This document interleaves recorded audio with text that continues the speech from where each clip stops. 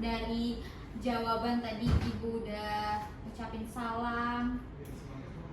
Oke, sebelum kita mulai pembelajarannya, ketua kelas boleh tolong pimpin doa dulu? Oh, baik. Sebelum kita mulai pembelajaran hari ini, alangkah baiknya kita berdoa menurut kepercayaan masing-masing. Berdoa mulai.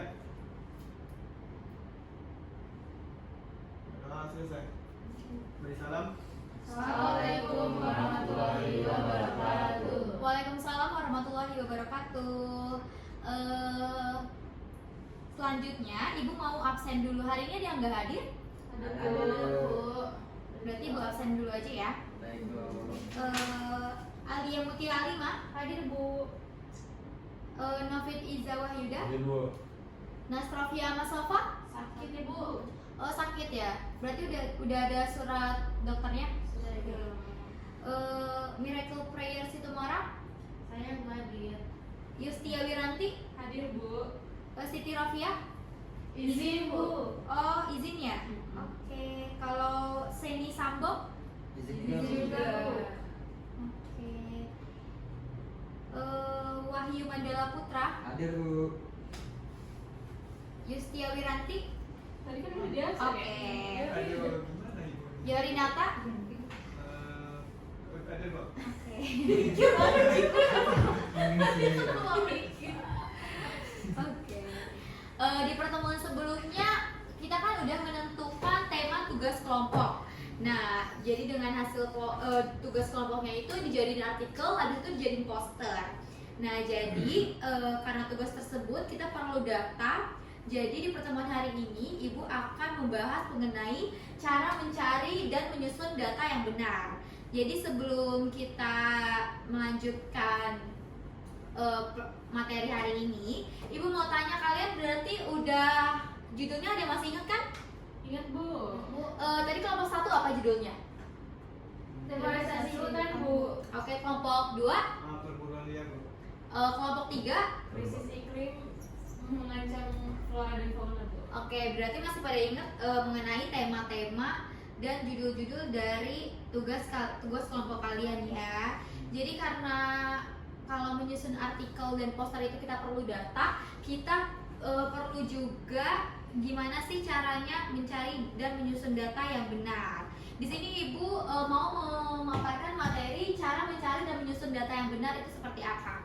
Nah, data dan pengumpulannya itu ada berbagai macam. Di sini akan dijelaskan mengenai lebih lanjut. Yang pertama itu data itu keterangan tentang suatu hal. Jadi dapat berupa sesuatu yang diketahui atau anggapan, atau juga suatu fakta yang digambarkan lewat angka, simbol, dan yang lain-lain. Nah, pengumpulan data itu pencatatan peristiwa-peristiwa atau hal-hal, atau juga keterangan-keterangan karakteristik sebagian atau keseluruhan elemen populasi yang akan menunjang atau mendukung penelitian tersebut. Jadi kita membuat artikel atau data itu termasuk ke dalam penelitian. Jadi kita perlu data dan kita juga harus tahu gimana cara menyusun dan mendapatkan data yang benar. Nah, jadi pengumpulan data itu memerlukan aspek-aspek dalam prosesnya. Jadi ada 4W, 1H. Jadi ada what, with, where, when, dan how. Jadi apa, dengan apa data dikumpulkan, dengan apa data itu dikumpulkan, dari mana data akan dikumpulkan, kapan data tersebut dikumpulkan, dan bagaimana cara mengumpulkan data tersebut. Nah, selanjutnya ada metode-metode dalam pengumpulan data itu ada 4. Coba baca Yori.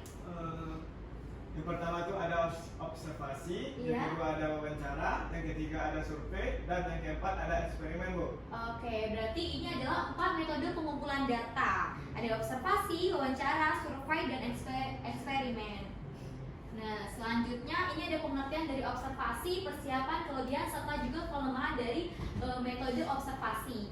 Pengumpulan data melalui observasi ini pengamatan dan pencatatan oleh pengumpulan data, gejala atau peristiwa. Jadi sifatnya itu tidak ada interaksi. Jadi kita kalau melakukan metode observasi itu kita nggak ada interaksi dalam melakukan pengamatan atau pengumpulan data. Jadi persiapannya juga di sini ada.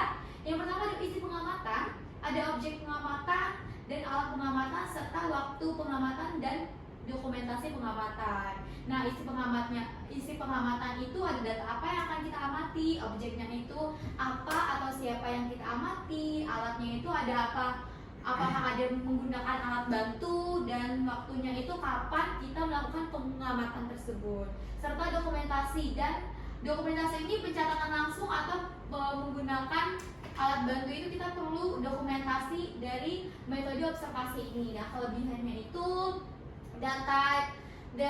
data yang dilakukan menggunakan metode observasi, datanya itu up to date atau terbaru, jadi diperoleh dari keadaan yang terjadi pada saat itu.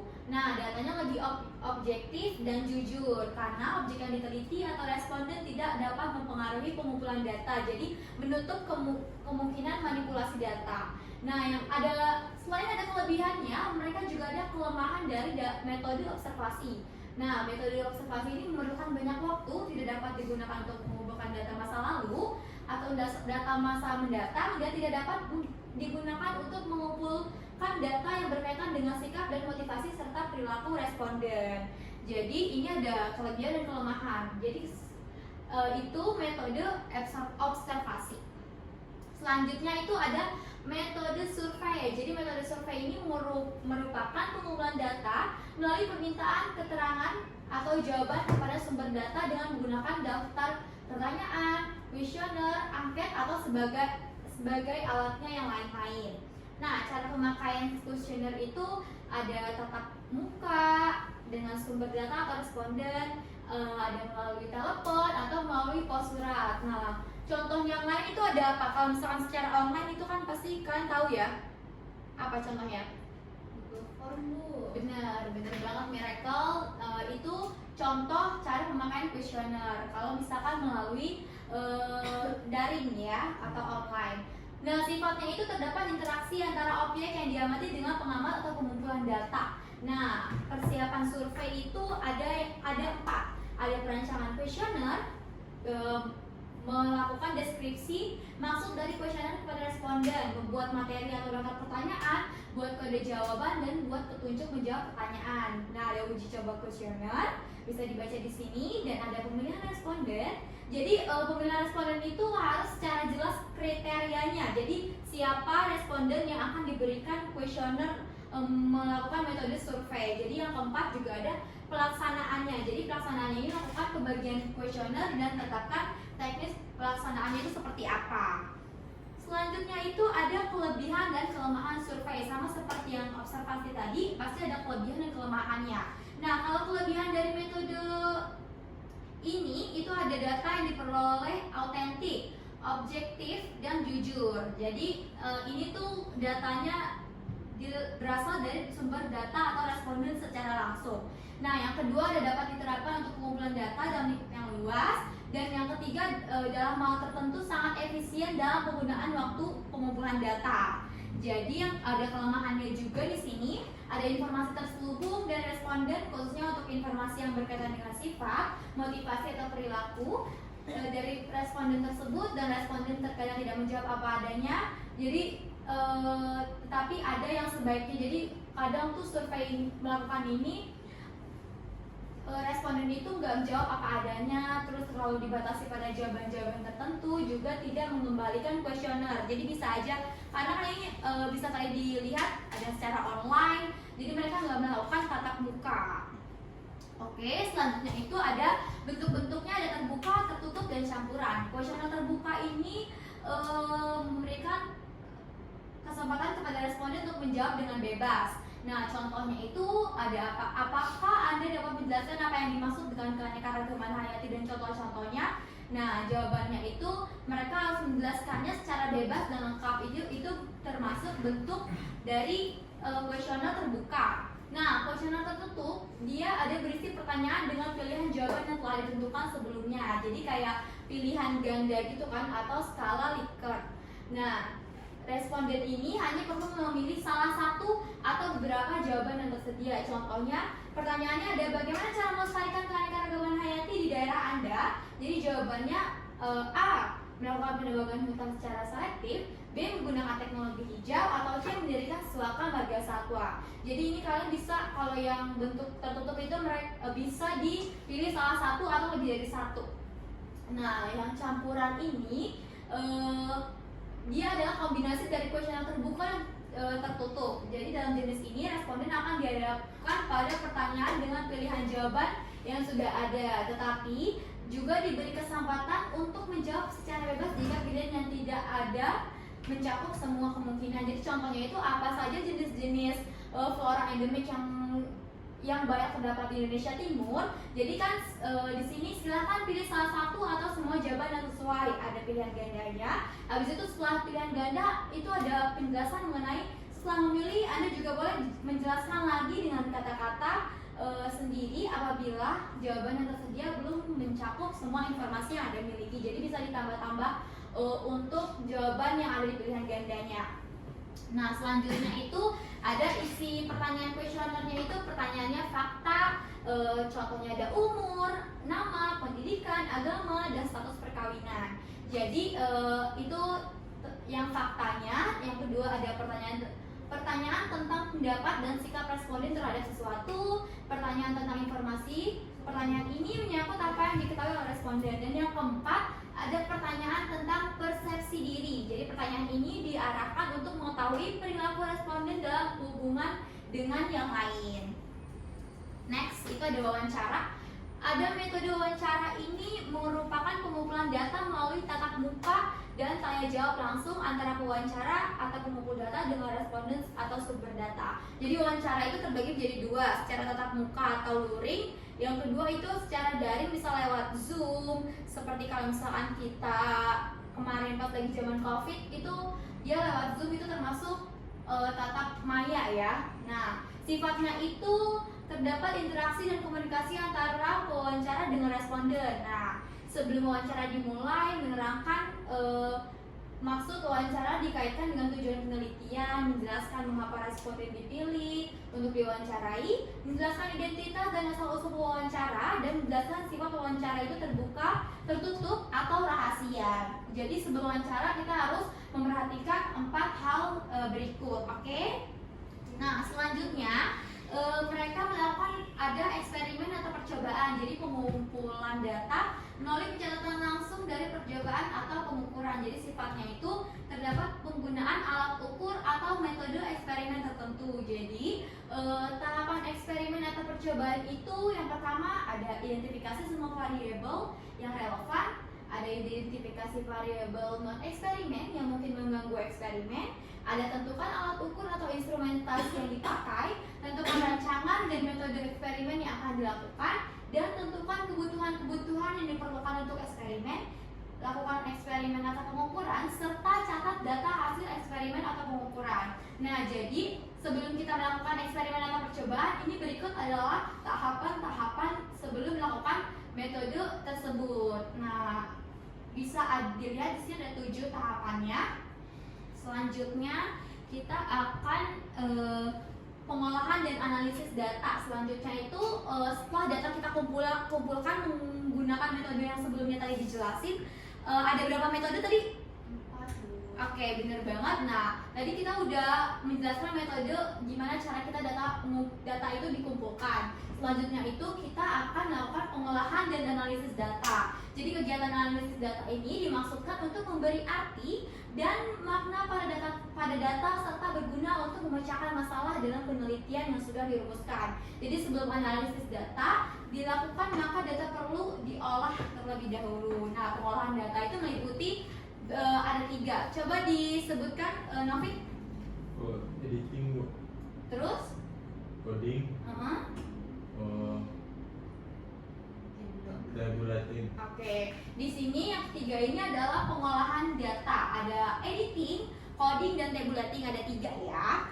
Bisa dilihat. Selanjutnya itu kita akan membahas lebih lanjut apa itu editing, tabulating, dan coding. Nah, pertama itu ada editing, kegiatan untuk memeriksa data mentah yang telah dikumpulkan. Jadi meliputi data yang kurang atau kosong, memperbaiki kesalahan-kesalahan dari data tersebut, memeriksa konsistensi, memeriksa keseragaman hasil pengukuran, dan memeriksa reliabilitas data tersebut. Jadi kegiatannya itu kita kalau editing itu meliputi 5 hal berikut. Ada melengkapi, memperbaiki, memeriksa, dan data yang ekstrim. Nah, selanjutnya itu ada coding. Apa sih itu coding? Nah, coding itu merupakan kegiatan untuk membuat pengkodean terhadap data sehingga memudahkan untuk analisis data. Jadi biasanya itu coding dilakukan untuk data-data kualitatif. Nah, dengan coding ini data kualitatif dapat dikonversi menjadi data kuantitatif atau kuantifikasi. Jadi proses kuantifikasi mengikuti prosedur yang berlaku, misalnya dengan menerapkan skala pengukuran, nominal dan ordinal. Ini berikut adalah apa sih itu coding? Ini penjelasan apa itu coding. Oke. Selanjutnya ada tabulating yang terakhir. Tabulating ini adalah kegiatan untuk membuat table data. Nah, table data ini atau menyajikan data dalam bentuk table. Nah, untuk memudahkan analisis data maupun pelaporan. Jadi table data ini dibuat sesederhana mungkin sehingga informasi itu mudah ditangkap oleh pengguna. Nah, maupun bagi bagian analisis data. Jadi tabulating ini dibuat sesederhana dan semenarik mungkin. Jadi kayak misalkan tabelnya itu dirangkum biar kita gampang memahami maksud dari isi tabel tersebut. Oke, yang selanjutnya ini ada analisis data. Kegiatannya ini merupakan bagian yang sangat penting dalam penelitian. Nah, pemecahan masalah dan penarikan kesimpulan dari suatu penelitian sangat tergantung dari analisis data. Jadi setelah kita melakukan hal-hal yang tadi sudah dibahas, analisis data ini merupakan bagian yang sangat penting.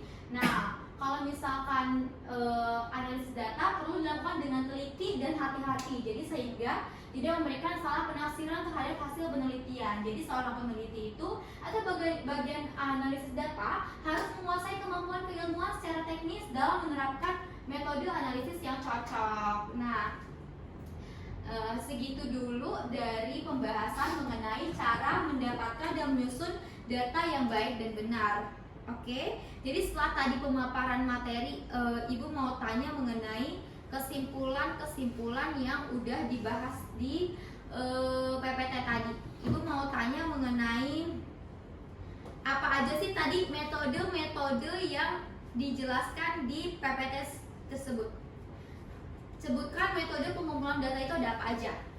Saya Bu. Oke, apa lihat? Jadi ada observasi Bu. Betul. Ada wawancara Bu. Terus Betul. ada survei sama eksperimen Bu. Bener banget. Nah, tadi udah kita bahas metode pengumpulan data ada 4 ya, observasi, wawancara, survei, dan eksperimen. Nah, setelah kita metode pengumpulan data, pasti ada juga dong kalau pengolahan data itu melalui apa aja. Editing Bu. Oke, apalagi? Ada tabulating Bu. Benar. Terus? Dan yang terakhir itu ada coding itu. Benar. Nah, selain metode pengumpulan data tadi ada 4, metode pengolahan data itu juga ada 3, ada editing, tabulating, dan coding. Berarti semuanya pada nyimak pemaparan materi tadi ya. Jadi selanjutnya karena kemarin kelompok dan tema dari presentasi atau artikel yang akan dibuat menjadi poster, kalian sekarang Ibu kasih waktu 10 menit untuk mencari jurnal yang berkaitan dengan tema kalian masing-masing. Jadi kelompok kalian misalkan dapat deforestasi, harus mencari jurnal yang terkait dengan deforestasi. Begitu juga yang lainnya. Itu Ibu akan memberi waktu selama 10 menit untuk menyimak isi dari jurnal itu. Kalian mendapatkan data apa aja dari yang Ibu udah jelaskan tadi. Oke? Jadi waktunya 10 menit, boleh diskusi sama kelompoknya masing-masing. Oke Bu. Oke.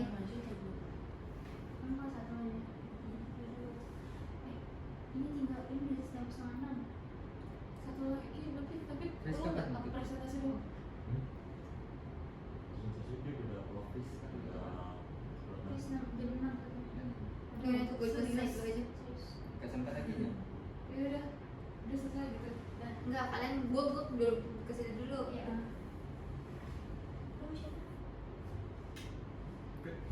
Gini-gini aja kita gini-gini aja diskusinya. Curang enggak? Tadi oke, kelompok 1 yang mana? Aku sama Eko Bu kelompok 1. Kalian udah dapat jurnal Ini Bu, jalannya ini Bu. mengenai apa? Deforestasi ya? Iya, deforestasi hutan Bu. Oke, dibaca, disimak, nanti akan dipresentasikan ya mengenai apa yang kalian dapat dari data di jurnal tersebut. Kelompok Iya. 2, mana kelompok 2? Oke, Saya Bu. udah dapat apa?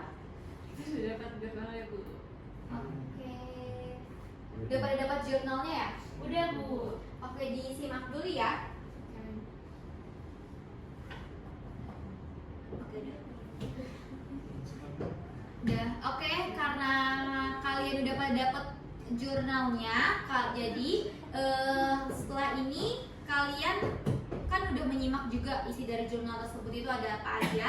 Satu orang perwakilan dari kelompoknya masing-masing untuk menyebutkan apa aja sih yang kalian dapat dari jurnal tersebut, kayak data-datanya itu apa aja yang kalian dapat. Mulai dari kelompok mana dulu? Ada yang mau maju? Aku. Kayak kelompok satu dulu, berarti kelompok satu udah siap banget ya? Banget Bu. Siap brutal Bu. Oke, jadi kelompok satu ini aku mau jadi kelompok satu. Assalamualaikum. Kita dapat KTW antar Mbak ya? Oke. Assalamualaikum warahmatullahi wabarakatuh. Warahmatullahi wabarakatuh. Oke, di sini aku perwakilan dari kelompok satu. Ada yang bertanya, ada aku sama Miracle.